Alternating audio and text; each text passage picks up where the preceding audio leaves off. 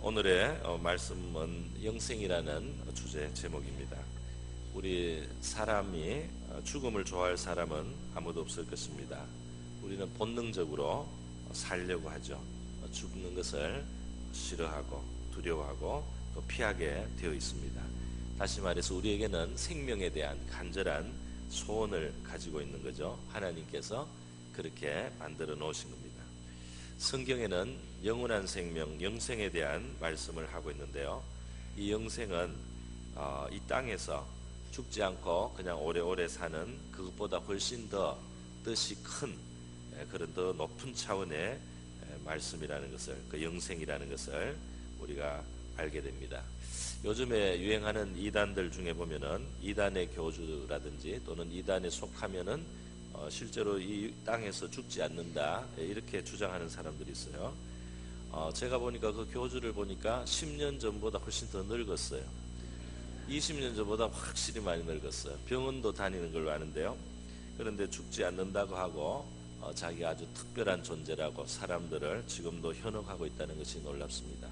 또 거기에 속한 사람들 중에 죽으면은 이 사람은 배도를 해서 그렇다, 이 사람은 죄가 있단 말이지, 그래서 이 사람은 죽은 것이지 우리에게 속하면 죽지 않는다, 이렇게 참 무모한 그런 말을 하면서요 속이고 있는데, 그런데 속고 있다는 것이 참으로 참 답답하고 의의가 없는 일입니다. 여러분, 오늘 본문 말씀은 성경의 영생이 어떤 것인지를 우리 예수님이 직접 하신 말씀을 통해서 함께 생각을 해보겠습니다. 우리 인간에게 있어서 이 생명은 육체의 생명만 있는 것이 아닙니다.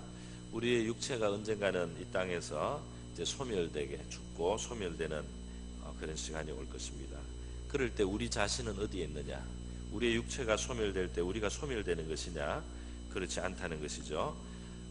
누가복음 23장에 보면은 예수님께서 죽어가는 강도, 십자가 옆에 또 있는 그 강도가 같이 죽어가고 있는데, 그 강도가 예수님께 자기의 죄를 인정하면서 또 예수님께 믿음을 고백했을 때 회개하고 복음을 믿은 강도예요. 회개하고 복음을 믿으면 천국을 얻습니다.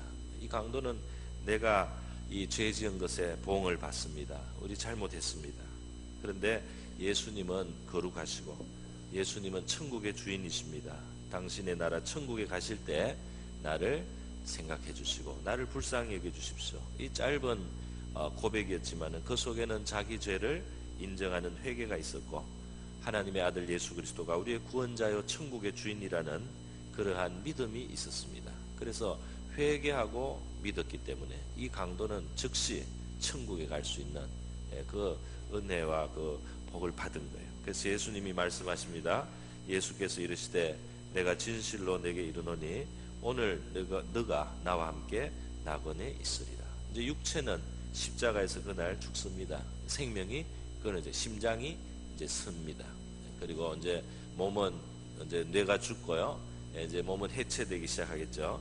그러나 예수님께서 오늘 너의 몸은 오늘 여기서 십자가에서 죽는다. 그러나 너는 너 진짜 너는 오늘 나와 함께 낙원에 있으리라. 할렐루야. 천국이 있단 말이에요. 죽어서 육체가 끝이 아니다 말이죠. 네. 누가복음 16장도 예수님께서 말씀해 주신 이야기가 있습니다. 한 부자가 살고 또 가난한 거지가 그 집 앞에 살았습니다. 그런데 이 부자가 죽었을 때 그는 음부로 들어갔다 그랬어요. 그리고 이 거지는 죽었을 때 천사들에게 받들려서 아브라함의 품에 들어갔다 그랬어요. 그래서 나중에 그 음부에서 고통받는 이 부자가 아브라함의 품에 그 천국에 있는 나사로를 보고 그 부탁하는, 그런 하나님께 부탁하는 이야기가 있습니다. 내 물 한 방울을 찍어서 내 혀를 좀 적셔달라고, 그렇게 나사로를 보내달라는 그런 이야기를 예수님이 해주셨습니다. 다시 말해서 이 땅에서 성공을 하고 많은 것을 이루고 또 재산을 모으고 많이 이 세상을 누리며 산 사람, 그 사람도 죽고, 가난하게 살다가 부자의 집 문 앞에서 정말 버려진 음식 찌꺼기를 먹고 살고, 병이 들어도 고치지 못하고 개들이 와서 헌대를 하는 이런 비참한 삶을 살던 사람도 결국은 다 죽는단 말이에요. 성공한 사람도 실패한 사람도 이 세상을 마음껏 누렸던 사람도 이 세상에서 고생만 많이 했던 사람도 결국은 다 죽는데, 문제는 이 땅의 삶, 이제 70년, 80년, 90년 살다가 가는 이 땅의 삶이 끝이 아니었단 말이에요. 이 땅에서 그렇게 많이 누린 사람이 뜨거운 곳에 가서 말이죠, 사는 그 형벌의 자리에 들어갔다. 그리고 이 땅에서 그렇게 비참하게 살았던 거지였던 사람이 하늘나라에 가서 영원한 위로와 안식을 누리는 그 자리에 들어갔단 말이죠. 예수님께서 이 땅에 장사 지내고 끝나는 것이 아니다. 좋은 명당에 묻혀서 끝나는 게 아니다 말이죠. 그 화장터에서 화장하고 가루를 뿌리거나 어디 묻어서 그걸로 끝나는 게 아니다 말이죠. 그 사람은 아브라함의 품 천국에 가거나 또는 뜨거운 음부에 고통하는 곳에 가거나 그 사람은 그대로 있다 이 말입니다. 그 사람은 영원한 운명을 맞이해야 된다 이 말입니다. 그 사람은 없어지지 않는단 말이에요. 그래서 우리 육체의 죽음으로 모든 것이 끝나는 존재가 아니고요, 소멸되지 않는 우리 영혼이 있어서 천국이나 지옥 그 중에 하나로 가는 영원한 불멸성을 가진 존재라는 것을 하나님의 말씀은 우리에게 가르쳐주고 있습니다. 그래서 영원한 복락의 상태로 가게 되면 그것은 영생이라고 이름하기에 합당하고요, 그러나 만약에 형벌과 심판의 자리로 간다면 그것은 영벌이라 이렇게 말합니다. 불멸의 존재지만은 영벌로 들어가면 살았지만 그거는 영생이라는 말은 해주지 않습니다. 그거는 진짜 사는 것다운 사는 것이 아니기 때문에 영벌이기 때문에 불멸의 존재지만은 죽지 않지만은 살아있지만은 그거는 생이라는 이름을 주지 않고 영벌이라 이렇게 말을 하고, 영생이라 할 때는 이것은 영원한 복락의 상태에 들어가는 것을 말한다는 거예요. 여러분, 진정한 영생이라는 것은 하나님과 관계가 되어 있습니다. 그냥 천국에 딱 가 있는 그 천국이란 장소에 갔다고 그게 영생이 아닙니다. 영생은 하나님과 관계가 있어야 되는 겁니다. 하나님이 주시는 생명을 가져야 영생이 되는 것입니다. 그래서 하나님이 주시는 생명을 이 땅에서부터 우리가 받고, 그리고 그 결국 그렇게 살다가 영생의 생명을 가지고 살다가 결국 천국에 간단 말이에요. 그래서 이 영생이 있다는 것은, 영생을 하나님이 주신다는 이 하나님의 말씀의 가르침은 뭘 말하느냐 하면요, 전제하는 것이 하나 있습니다. 전제하는 것이 뭐냐면 영적인 생명이 없는 상태에 우리가 있다는 것이죠. 영적인 생명을 잃어버린, 이미 죽어 있는 상태를 전제를 하고 있다는 것입니다. 이게 이제 성경이 말하는 영적인 실상이라고 할 수가 있겠습니다. 다시 말했어요. 죄를 인간이 범하고 죄 아래 살아가고 죄 아래 태어난 인간은 죄 가운데 있는 세계 속에 죄의 혈통을 가지고 태어난 인간은 영적으로 죽어 있는 존재로 이미 온다는 겁니다. 그 영적으로 죽었다는 것은 무엇이냐면 생명의 근원이시고 창조주이시고 우리 인간의 그 영원한 아버지신 그 하나님으로부터 이미 멀어져 있고 떨어져 있는 상태로 인간이 지금 이 세상에 오고 있다는 겁니다. 하나님과 연결이 끊어진 영원한 생명, 영생 자체이신 우리 하나님으로부터 끊어져 있는 존재, 죄인입니다. 그 죄인은 이미 죽어 있는 상태라 이 말입니다. 영적으로 죽어 있어요. 육체의 생명은 잠시 이 땅을 살면서 활동하지만은 영적으로 이미 죽어 있기 때문에 그 미래에도 희망이 없는 것입니다. 하나님의 생명에서 떠나 있단 말이죠. 그래서 예수 그리스도를 믿을 때 우리는 하나님께로 다시 연결되는 겁니다. 하나님께로 다시 연결되기 때문에 우리가 생명을 얻는 거예요. 에베소서 2장 1절은 이렇게 말씀하고 있죠. 그는 허물과 죄로 죽었던 우리를 말합니다. 모든 사람들이 마찬가지예요. 허물과 죄로 죽었던 너희를 살리셨도다. 예수 믿을 때 영적인 생명이 우리에게 주어지기 때문에 살아난다, 이런 표현을 쓰는 것입니다. 또 5절에도 그렇게 말씀하고 있습니다. 허물로 죽은 우리를 그리스도와 함께 살리셨고, 이 허물이 바로 죄를 말하는 겁니다.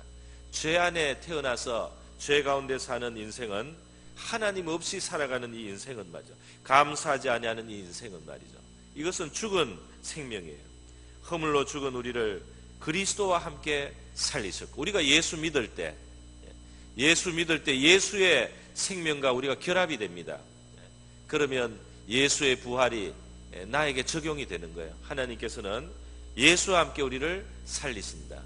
죄에 대해서는 죽은 자가 되고 하나님을 향해서는 살아있는 존재가 되는, 마치 죽었다가 부활하신 예수님께 붙어 있어서 그렇게 죄의 형벌은 이미 받고, 그리고 하나님 앞에 살아가게 된 새로운 존재로, 그렇게 하나님 앞에 우리가 새로운 존재가 되는 겁니다. 이것을 영생이라고 하는 거예요. 우리가 예수님을 믿고 우리의 심령에 모시면 영생을 얻습니다.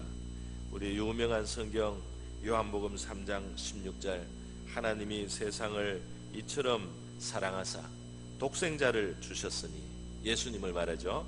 독생자를 주셨으니 이는 그를 믿는 자마다 멸망하지 않고 영생을 얻게 하려 하심이라.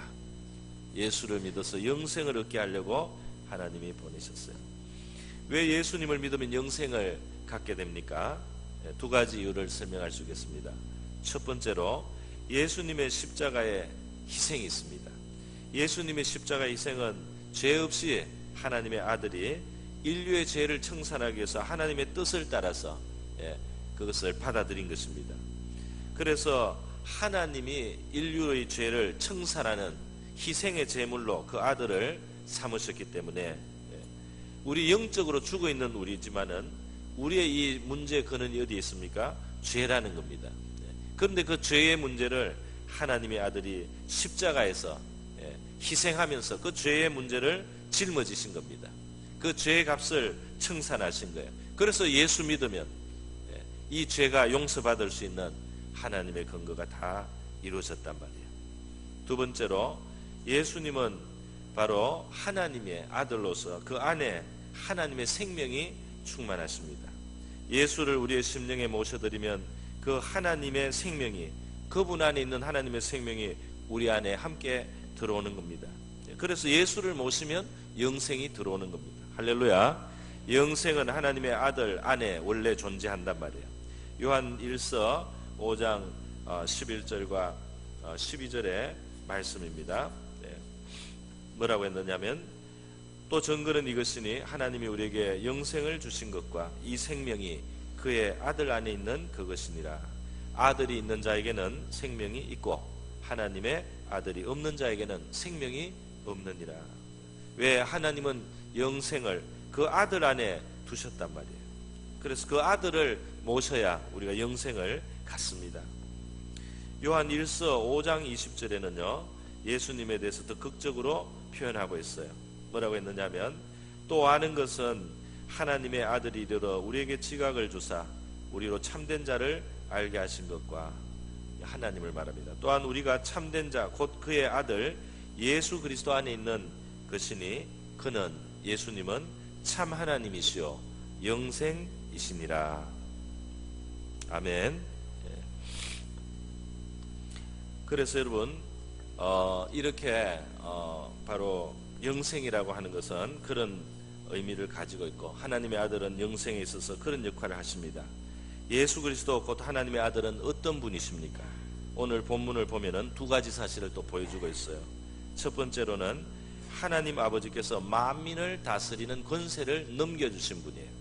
그렇지 않습니까? 2절에 그렇게 되어 있습니다. 아버지께서 아들에게 주신 모든 사람에게 영생을 주게 하시려고 만민을 다스리는 권세를 아들에게 주셨음이로소이다 그랬어요. 하나님이 만민을 다스리는 권세를 예수께 주셨다. 이 세상의 대주제이신 하나님께서 이 땅의 만민을 다스리는 권세를 그 아들에게 주셨는데, 그 아들은 이 권세를 받으신 분이다 말이죠. 그런데 왜 이 아들이 그 권세를 가지고 있느냐? 막 휘두르기 위해서, 막 자랑하기 위해서, 막 자기를 높이기 위해서, 자기 멋대로 하기 위해서가 아닙니다. 하나님의 아들이 만민을 다스리는 권세를 받은 자 되신 것은요, 그것을 사용해서 영생을 얻게 하려는 겁니다. 하나님께서 자기에게 주신 모든 사람에게 영생을 주시기 위해서 그 권세를 사용하신단 말이죠. 이 세계에 수많은 일들이 있는데요, 하나님의 관점에서는 영원한 결과를 갖는, 영생을 얻는, 하나님의 자녀를 얻는 것이 최종 목표입니다. 그래서 이 만물을 하나님이 주관하시고 주재하실 때 결국 이 영생을 얻는 그 일에 관련해서 최종 목표를 가지시고 이 세상의 만사를 다스리시는 거예요. 그 초점이 거기에 있다는 거예요. 그래서 그 아들은 만민을 다스리는 권세를 가지고 있어요. 그래서 나라가 움직이기도 하고 도시가 움직이기도 하고 사회 질서가 움직이기도 하고 여러 가지가 움직이는데 이 세상이 돌아가면서 그 속에서 하나님 앞에 나오고 예수 앞에 나와서 회개하고 믿는 주의 백성들이 생겨납니다. 그 속에서요. 그 환경이 움직이면서 그 영생 얻는 자들을 만들어내고 있다 이 말입니다. 할렐루야. 이 큰 우주가 있어도 말이죠, 이 우주 속에 생명이 있는 이 지구는 말이죠, 정말 드문 거 아니겠습니까? 큰 우주가 다 주관되고 우주의 법칙에 따라서 움직이고 하지만 그게 생명이 있는 이 지구는 그렇게 흔한 것이 아니었지 않습니까? 이 세상이 크게 움직여도요, 이 속에 하나님의 최종 목표는 영생을 주시려는 겁니다. 여러분, 오늘 본문에서 또 하나 하나님의 아들에 대해서 말씀하고 있는 게 있죠. 그것은 5절에 나타나는 대로 하나님의 아들 예수님은 창세전에 아버지와 함께 하나님으로서의 영화를 누리셨던 분이다 하는 것을 말씀하고 있어요. 그죠? 아버지여, 창세전에 내가 아버지와 함께 가졌던 영화로서 지금도 아버지와 함께 나를 영화롭게 하옵소서. 예수님이 누구시냐, 이게 아주 중요한 겁니다. 그분이 누구시기에 그분에게 우리의 구원이 달려있는가, 그분이 누구시기에 그분의 죽음이 우리의 죄를 해결할 수 있는가, 그분이 누구시기에 그분을 모신 자는 영생을 가지는가, 그분이 누구시기에 그분을 모신 자는 사망에서 일어나서 생명에 이르고 영생에 이르고 천국의 상속자가 될 수 있는가, 그분이 누구시냐면 그분이 창세전에 아버지와 함께 하나님의 영광과 영화를 누리셨던 그러한 바로 아들 하나님이시기 때문에 그분 안에 영생이 있는 줄로 믿습니다. 그래서 여러분, 우리 예수님이 특별하신 존재이신 겁니다. 이단에, 이 세상에 정말 지금 요즘에 이단 때문에 너무 우리 기분 안 좋고 마음 상한 일들이 많아요. 그 보면은 예수님은 벌써 조금 옆으로 밀어놨어요. 그 주인공이 이제 그 교주가 주인공이 되어 있습니다. 자기가 이제 지금 일을 이룬다는 거죠. 성경은 그렇게 말하지 않습니다. 항상 예수님이 머리세요. 지금도 예수님이 머리, 마지막 때까지 예수님이 머리세요. 다른 사람이 나타나서 구원자가 되거나 만왕의 왕이 되거나 주제자가 될 수가 없습니다. 다른 누가 인류의 마지막 구원의 추수 때 그 추수밭의 주인공의 역할을 할 다른 아무도 있을 수가 없는 거예요.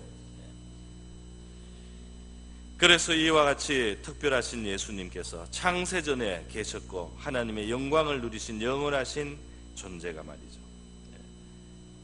바로 이분이기 때문에 그분의 죽음은 우리의 죄를 다 사하고도 남는 능력을 갖고 있는 겁니다. 바로 이분이시기 때문에 이분의 고난과 받으신 형벌이 말이죠, 인류의 죄를 청산할 충분한 가치를 가지고 있는 겁니다. 그래서 그리스도 예수 하나님의 아들을 하나님께서는 이 세상에 보내셨는데 바로 이분 한 분으로 해결이 되도록, 우리의 구원 문제가 해결이 되도록 하신 것이 하나님의 지혜라는 거예요. 마지막으로 저는 영생의 현재성과 관계성에 대해서 말씀을 드리겠습니다. 영생이라고 했을 때 우리의 육체가 나중에 이 땅에서는 죄 때문에 한번 죽습니다. 그러나 그 다음에 이제 지옥에 가느냐 천국에 가느냐, 천국에 가면 영생에 들어가는 거죠. 그 말이 맞아요. 그러나 영생을 지금 얻는다고 할 때 그 이상의 의미가 있는 거죠. 그것은 뭐냐면 바로 현재성입니다. 현재성은 뭐냐? 현재 우리가 살아가고 있는 이 땅에서 우리가 이 생을 사는 동안에 영생이신 하나님의 아들을 마음에 모심으로 이미 영생을 가진 자가 된단 말이에요. 이미 영생은 시작이 되었다는 거예요.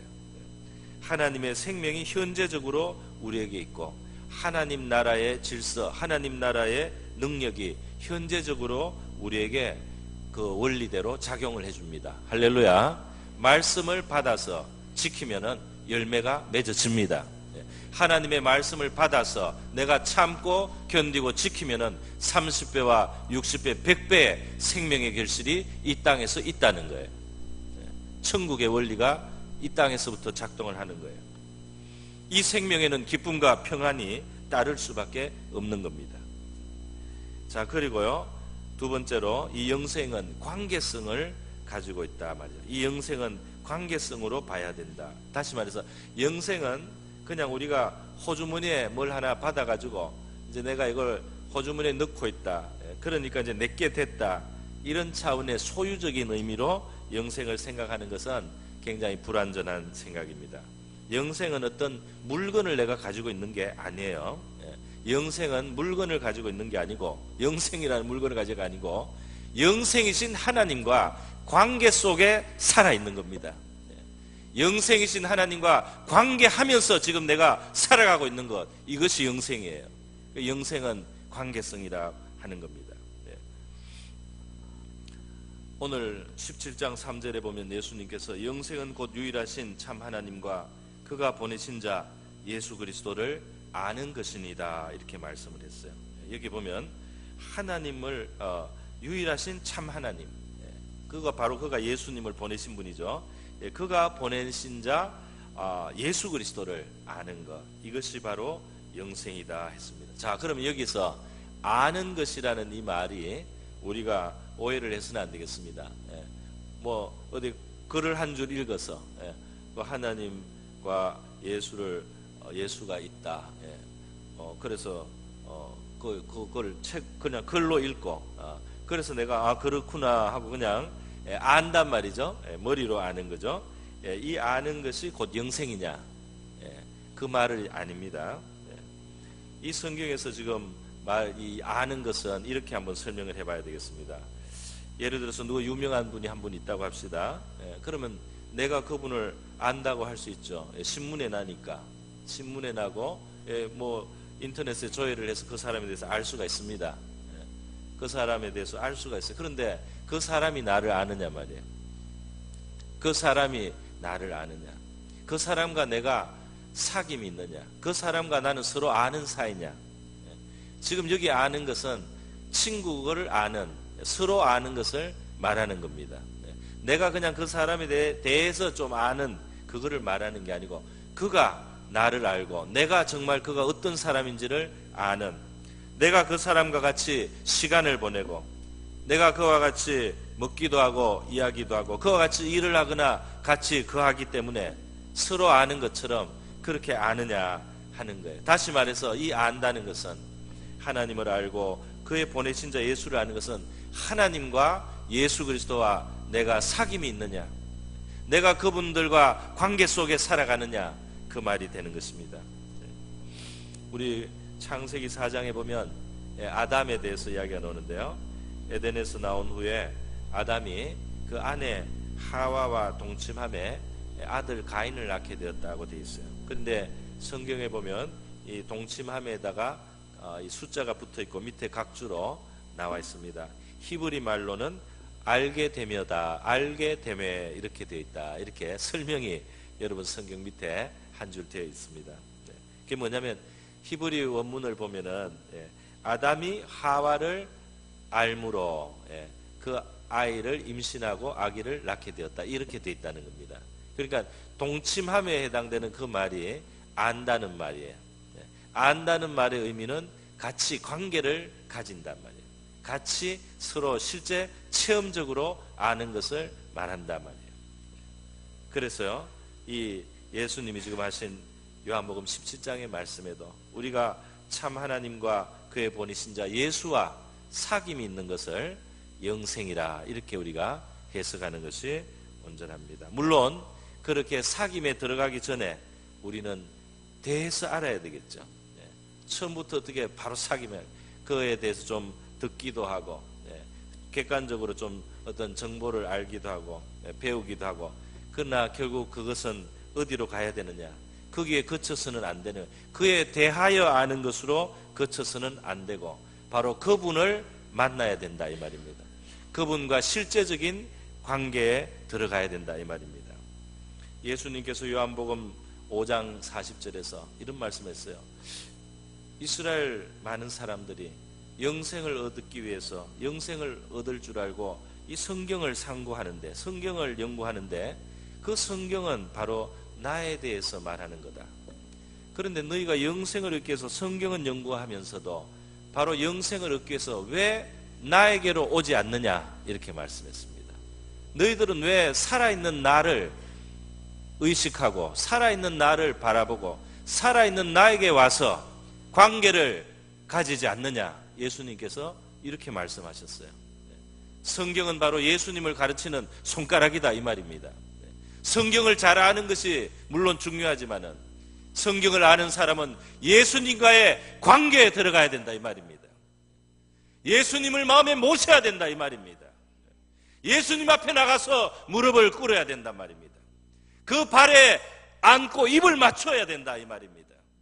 인류의 구원자이신 그분의 피 흘린 발에 우리의 입을 맞추고 구원자로 그분을 나의 주님으로 모셔야 된다 이 말입니다. 그래서 예수님과의 관계를 가지라. 그래야 영생이 있다. 주님께서 그렇게 말씀하는 거예요.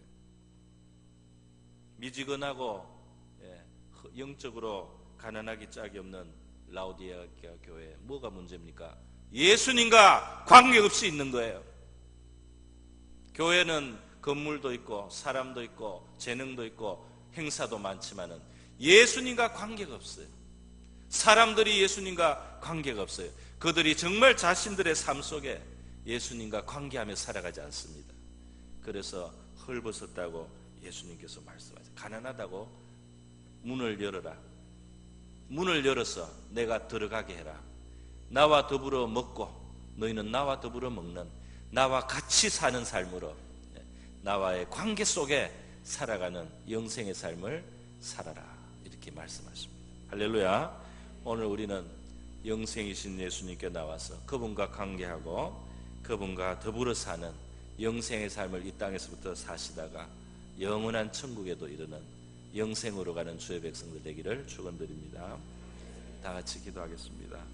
이 시간 영생의 길을 열어주신 하나님께 감사드리고 영생의 문을 여시고 우리에게 영생이 되시는 예수 그리스도를 우리 다시 한번 우리의 주님으로 고백하고요, 우리의 삶에 우리의 마음 중심에 모셔드리고 주님과 함께 살겠다는 고백을 하며 주님께서 나를 주장해 주시고 이끌어 달라고, 나와 함께 사시라고, 그렇게 우리 다 같이 한번 기도하도록 하겠습니다. 기도합니다.